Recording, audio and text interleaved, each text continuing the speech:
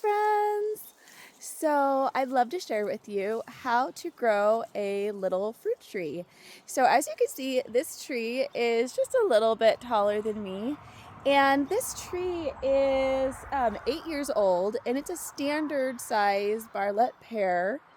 And so you might be wondering, why is it not just huge and towering? And that is because I read this really great book years ago. I will post the link in the description so that if you would like to know all the secrets on how to grow a little fruit tree, you will have it there.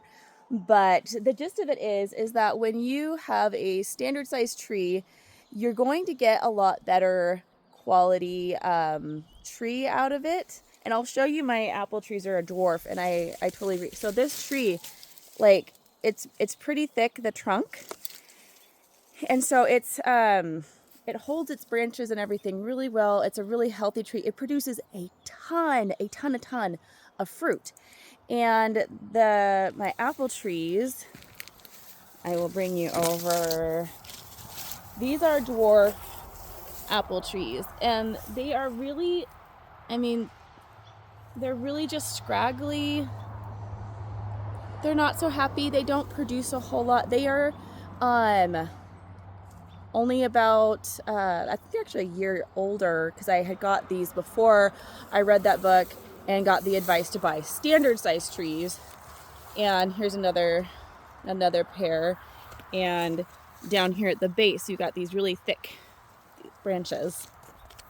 But how do we do that? Okay, so to get these really nice, lovely trees, great trunk, get a standard size tree, and then right around this time of the year, that's why I'm posting it now, is because it's around the summer solstice, you want to basically cut your little tree that you planted in half, or as close as you can. If it's already a couple years old, you don't want to take more than a third of the tree, because it can really stress it out.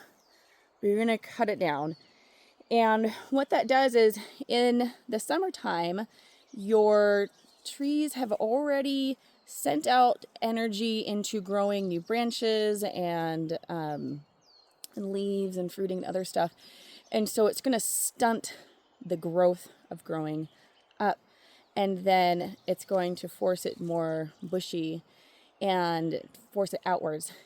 If you cut your tree in the winter time, that's when you're cutting branches to encourage more flowers and fruiting branches.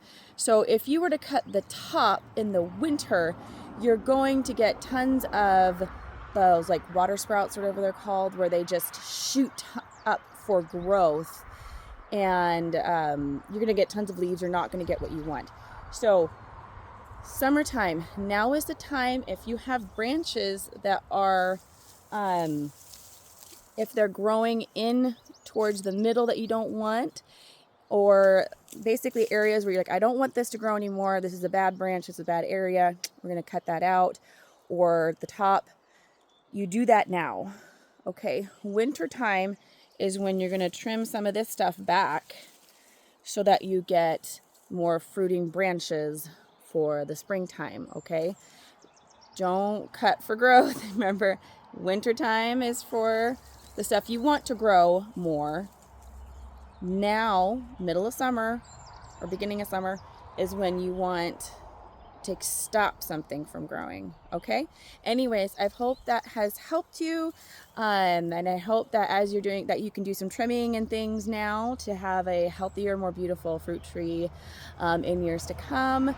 And again, I will post that link to the book. It's a really great book. I really highly recommend it. She's got lots of other tips and tricks for growing a little fruit tree, and I wish the best of luck to you.